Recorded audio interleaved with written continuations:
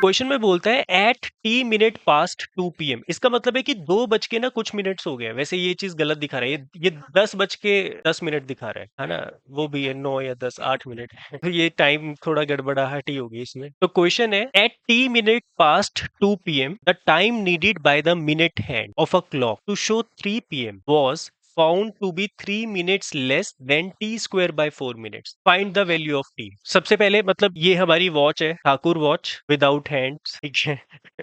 पर हम इस ठाकुर को हाथ देंगे, ठीक है। अभी eight t minute past 2 PM मतलब 2 बज के टी मिनट्स हो चुके हैं। तो सपोज हम यहाँ पे ऐसा दिखाते हैं कि छोटी वाली सुई जो है वो इधर है आपकी, और टी मिनट्स का मतलब सपोज यहाँ कहीं पर है, ठीक है। तो ये टी मिनट्स है। आप तो अभी क्या है, 2 बज के टी मिनट्स हो चुके हैं, घड़ी पे शो हो रहे हैं। तो टाइम कितना शो कर रही है, 2 बज के 5 मिनट 10 मिनट। तो हम यहाँ पे टी मिनट्स मान रहे हैं, ठीक है। ये चीज क्वेश्चन में आपको बोल रहा है at t minute past 2 PM. अब इसी इंफॉर्मेशन के अकॉर्डिंगली वो आगे हमें कहता है कि the time needed by minute hands to show 3 PM. अब ये जो मिनट हैंड है, ये 3 बजने में जो टाइम बताने वाली है वो कितना है, was found to be 3 minutes less than t square by 4 minutes. वो कहता है 3 बजने में जो टाइम है, time left for 3 PM in minutes are, मतलब 3 बजने में कितना टाइम बाकी है, वो टाइम बाकी है T square by 4 minus 3 minute less than t square by 4, मतलब टी स्क्वायर बाय 4 माइनस 3। क्या ये वाली बात समझ आई कि अभी फिलहाल घड़ी में बज रहे हैं 2 बज के टी मिनट्स,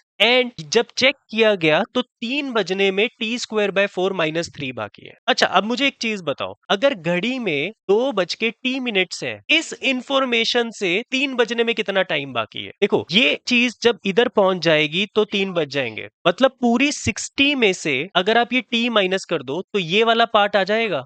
यस और नो। मुझे क्या बजाने हैं, मुझे 3 बजाने, ठीक है। और 3 बजाने के लिए मुझे ये वाला टाइम चेक करना है कि कितने मिनट्स अभी बाकी हैं। तो अभी फिलहाल टी मिनट्स हो चुके हैं। हम पूरी 60 में से अगर ये टी को माइनस कर देंगे तो जो टाइम रह गया है बाकी 3 बजने में इन मिनट्स, वो निकल जाएगा। तो इसके अकॉर्डिंग अगर मुझे निकालना है time left for 3 PM in minutes, क्या होगा, 60 माइनस टी। क्या ये वाली बात समझ आई। ये वाली चीज और ये वाली चीज दोनों सेम बात बता रही है, तो हम दोनों को आपस में क्या कर सकते हैं, कंपेयर कर सकते हैं। तो comparing 1 and 2 we get 60 minus t is equal to t square by 4 minus 3। समझ आई मेरी ये वाली बात। बस अब सॉल्व करना है और कुछ भी नहीं है, क्वाड्रेटिक इक्वेशन बन चुकी है आपकी। एलसीएम लेंगे इसका, 60 minus t is equal to t square minus 12 by 4, 240 minus 4t is equal to t square minus 12, मतलब t square plus 4t minus 252 is equal to 0। सबको इधर ले आए बेटा, माइनस 40 उधर जाके प्लस 40 हो गया, और ये माइनस माइनस प्लस तो 252 हो गया। क्वाड्रेटिक इक्वेशन बन गई। स्प्लिटिंग द मिडिल टर्म से इसको सॉल्व कर देंगे, ठीक है। Solving quadratic equation, T square plus 4t minus 252, product कितना है, माइनस 252, सम कितना है 4, 452 के फैक्टर्स बना लेते हैं, 2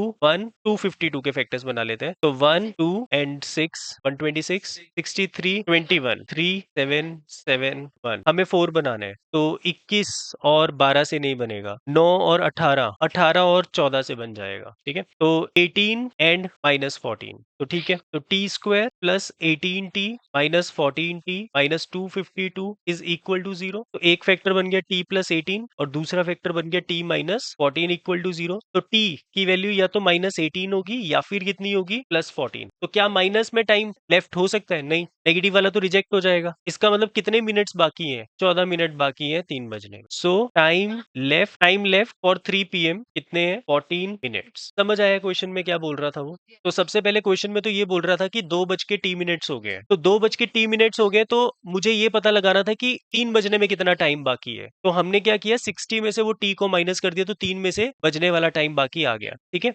उसके बाद क्वेश्चन में दोबारा से आपको ये वाली चीज रिपीट कर रहा है कि 3 बजने में जो टाइम बाकी है वो टी स्क्वायर बाय 4 माइनस 3 के इक्वल है। तो वो भी चीज हमने लिख दी कि 3 बजने में इतना टाइम बाकी है, और ये भी हमें पता चल गया कि 3 बजने में इतना टाइम बाकी है। दोनों क्योंकि सेम इन्फॉर्मेशन बता रहे हैं, तो दोनों को आपस में इक्वेट किया और इक्वेट करके आपको रिजल्ट मिल गया, क्वाड्रेटिक इक्वेशन मिल गई, and splitting the middle term से आंसर आ गया।